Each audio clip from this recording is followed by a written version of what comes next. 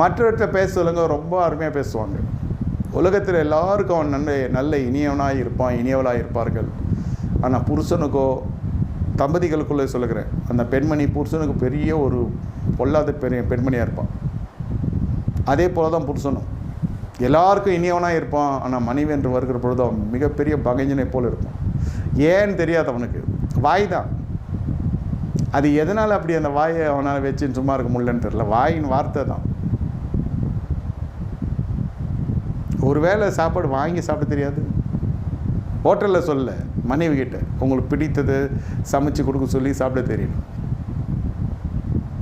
இதுக்கு நம்ம சமையல் கற்றுக்கிறதுன்றது எல்லாராலையும் முடியாத காரியம். சமைச்சு சாப்பிட தெரியாத நான் கேட்க மாட்டேன். ஏன்னா அது கேட்டகரி வேறு. இப்போ வாய் சும்மா இருந்தாலே போதும், அந்த மாதிரி சமைச்சு கொடுக்கும்.